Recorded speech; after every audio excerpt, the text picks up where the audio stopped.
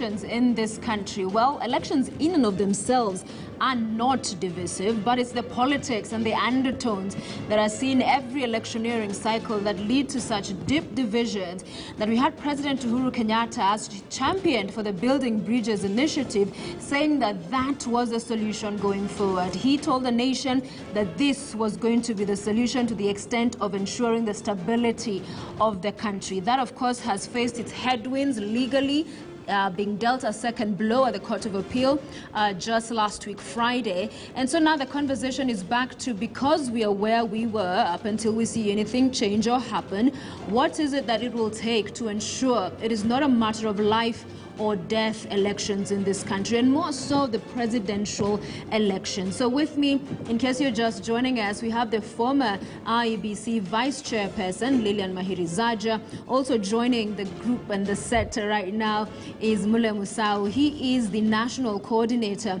Elections Observer Group, ELOG. Thank you for making time for us this evening. Thank you for having me. And I'll begin with that question, and Madam Zaja had spoken to it, that it is interesting that on one hand, you have several layers of elections happening on the general election day. You have the governor, the senator, and all of these others.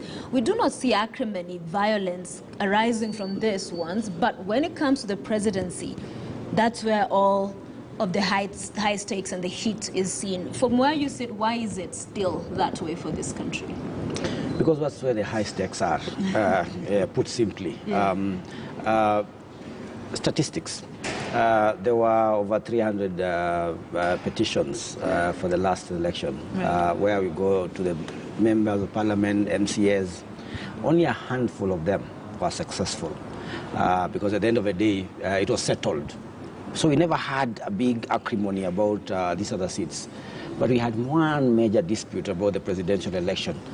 So you can see how everything gravitates. So it's not that we're not having disputes in these other elections. It's not that there's an MCA who has lost, is not very happy about what has happened, goes to court. But we don't make so much noise about that because the stakes are low. So for me, the biggest issue, it has remained the biggest issue since independence, is that we have appropriated the be-all and end-all of political power in this country on the presidency.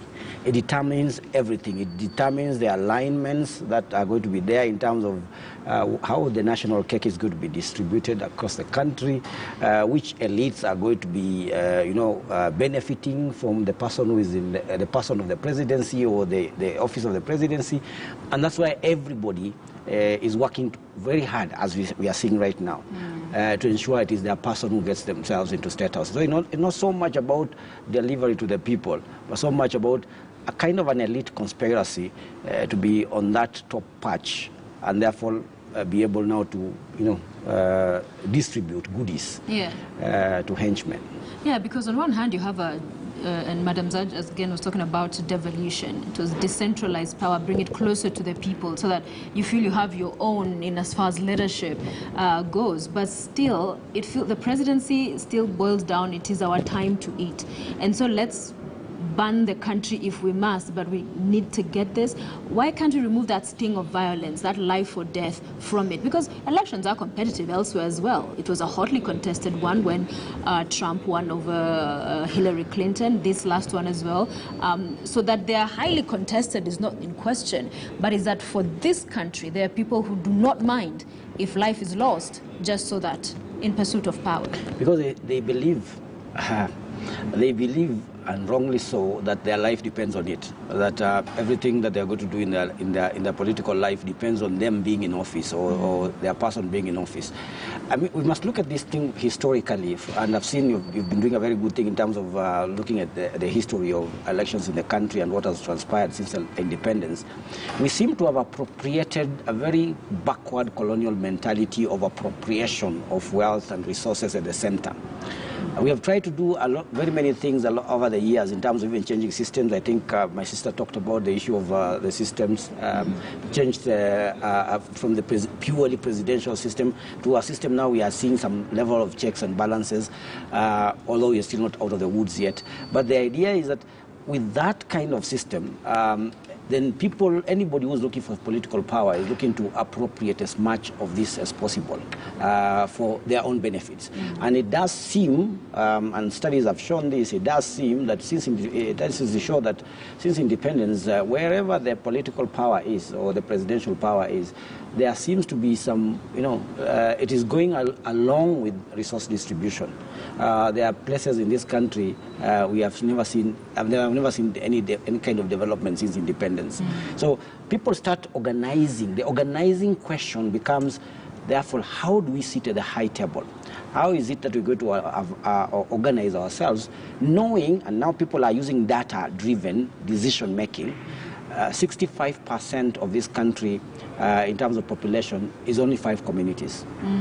The other 35% have to also try to organize themselves and ask themselves, how do we get ourselves into the power? So this alliance, and this is what has been fueling the alliance building, so that when this team organizes itself with the other, you remember the famous phrase, tyranny of numbers.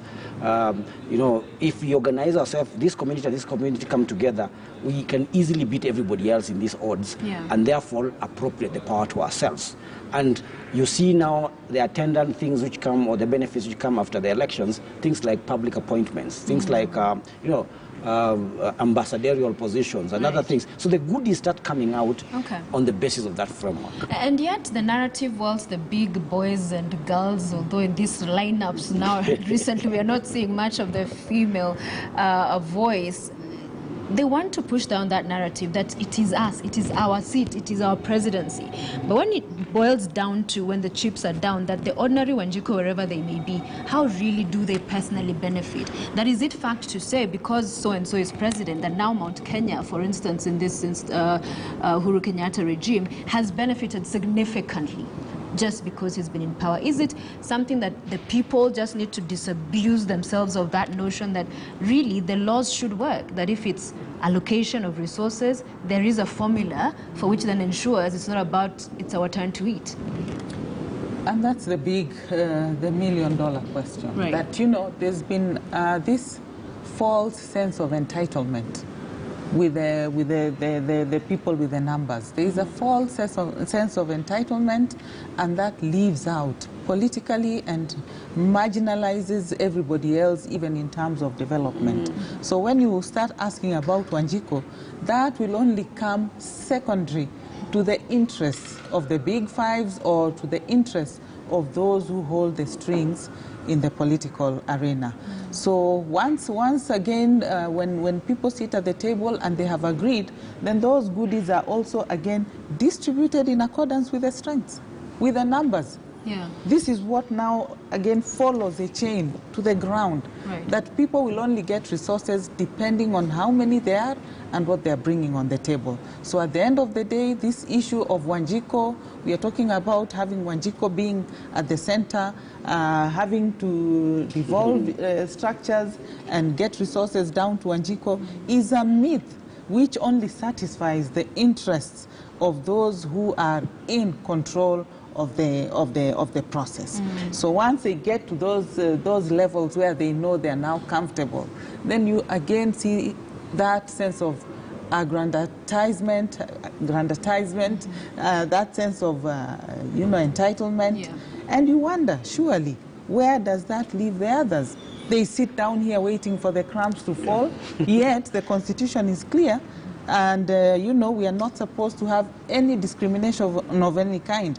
Article 27 is clear. Even those who were discriminated in the past, they need to have some kind of affirmative action measures put in place to redress those injustices, to bring them at par.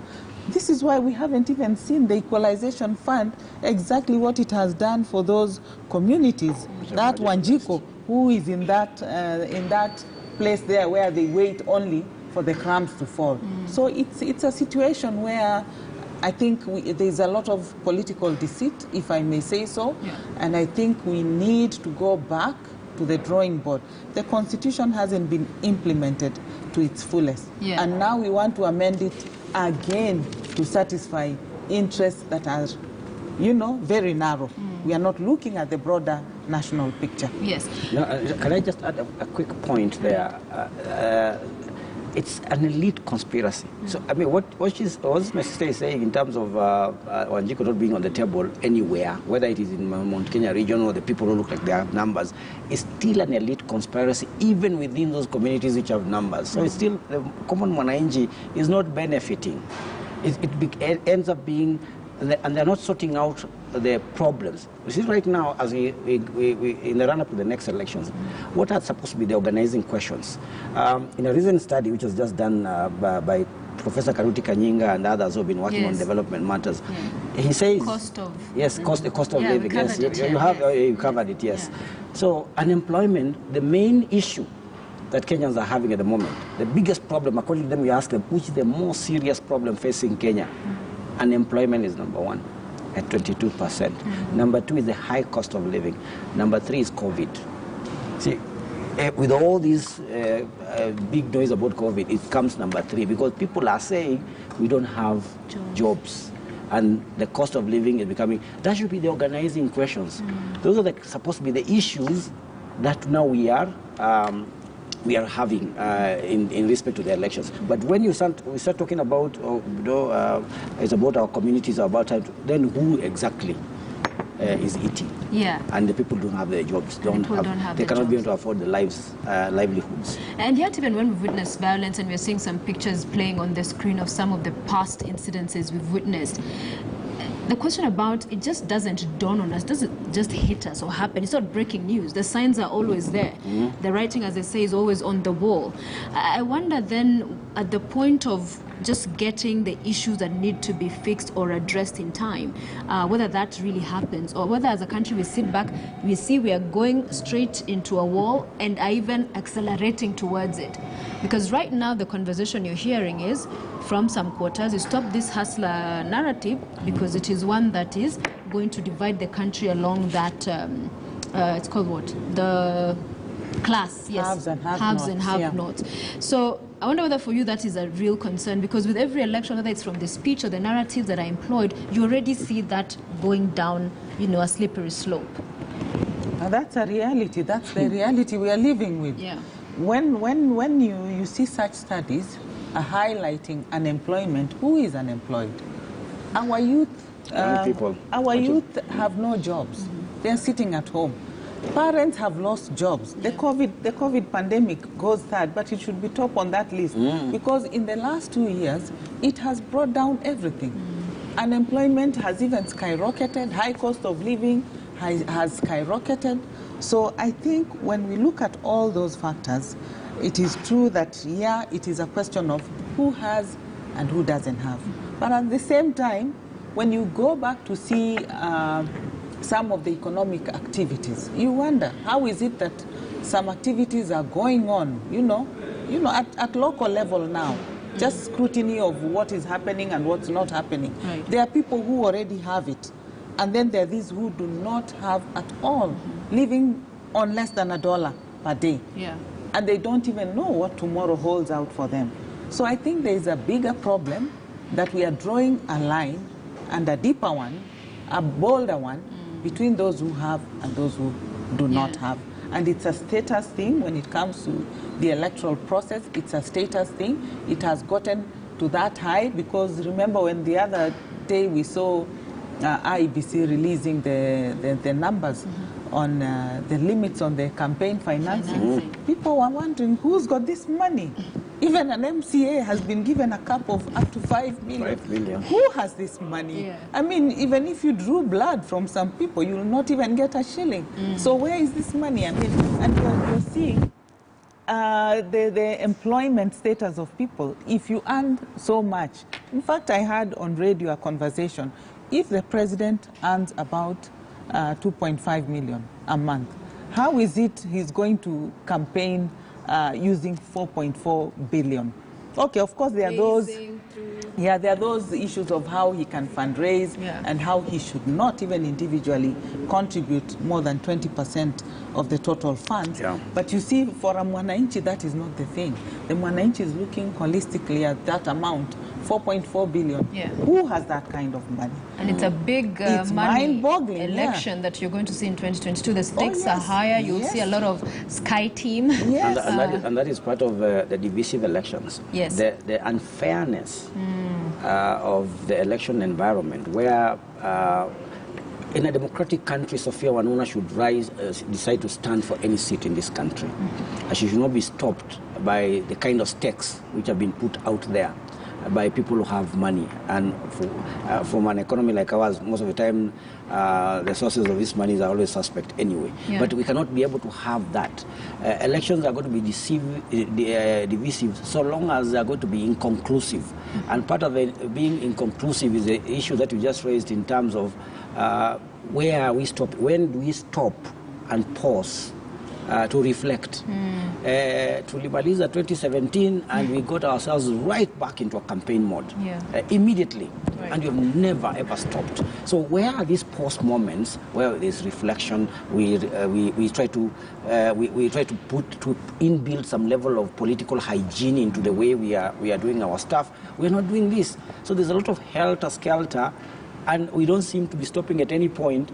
And that's the reason why we are heading. We can see those cracks. Yes. And we will head straight to them. So I wonder if then you agree with Madam Zaja on this narrative that you have seen several of other quarters, and as far as the political players, castigate the DP's narrative of the hustler and saying this is divisive, this is going to bring trouble because you're turning this hustler against this, dynasties, so to speak. And that one day you'll see these people from this place saying, whatever car you're driving, even me, I can have it and come get into it. Is that a narrative, having observed elections in the past, that you see posing a danger for this country? It's a big danger in this country to create a class conflict. In any third world country, in any country which is struggling, you don't create a class war. Because basically, and this is the kind of opportunity that we have in this country, where we have people take advantage of narratives. Like that study I just talked about. The major problems that we have in this country is about unemployment, high cost of living, and then common issues that are facing every village in this country. Now, our politicians take advantage of these narratives or these situations to create an agenda out of it. And this can create those frictions in the run-up to an election. I was musing about this, even the BBI, for instance, the judgment. You see, a judgment is supposed to be a settlement of a dispute. Is that the way we are looking at the BBI issue? There's a side which feels they won. It's not. There's no winning here. There's a side which feels they have lost. There's no losing. It's a settlement. We have said we have a court process where we have a dispute, we take it there. So we get these narrations or these narratives which are divisive at every turn. Yes, we have hustlers in this country. We have people who have money in this country, but we cannot create a conflict out of it. You cannot create a narrative that is us versus them out of it. There are people in this country who have earned their money, rightfully so. There are people who need opportunities, and opportunities have been denied to them for them to be able to make money. Now, you look for the organizing ideology around that and say, how do I ensure that people who can become rich in this country can become rich in a good way? The people who are poor can have the opportunity to be able to make their money. Right. If you're not creating that kind of a narrative, then anything else which takes advantage of the situation becomes a very dangerous direction for us to be able to go. Okay. I think I want to mention briefly this. Before we take a 9 o'clock news break. Yeah, yes. I wanted to say, whereas we might think that, going out there and talking of the hustler nation might be dangerous, I think we also need to look at the other side of the coin. That we have an element here or an issue here of people who feel they're entitled or the entitlement to being in the steering or on the steering rather than bringing in everybody on board. So that leaves out the majority because these are a minority. Tribe-wise, when you look at the people coming to negotiate, tribe-wise and in terms of numbers, they are big, but they are leaving out how many more? Okay. And that is where the hustler question comes in, although really, when you look at the complexities now of trying to balance, trying to create wealth now for the poor people who need to earn a living, then you need to realize that even those who are advocating for inclusivity, they need to remember that they should not have a sense of entitlement, but rather they should look at what we have put in Article 10 of our Constitution and embrace it totally, so that everyone feels part of this country, everybody feels appreciated, and should never be discriminated in terms of development. Okay, and we'll continue with this conversation from the 10 o'clock hour. That is after we have news updates. So what is really the root cause of electoral-related violence, and why is it over time, when thousands of lives have been lost, property worth millions of shillings destroyed, we keep tittering with that same sort of slippery slope, even going into another election? Of course, a big one to discuss in that hour is the president's thoughts around the BBI being the solution, the silver bullet to the stability of this country. Now that reggae has been stopped, so is the head of state from where he sits that we do not have a solution going forward to ensure there is no electoral balance? We'll explore all of that and much more. We'll also be joined then by former Kiambu Governor William Kabogo, alongside my colleague Akisa Wandera, who will be coming up shortly with today's top stories. Please do stay with us.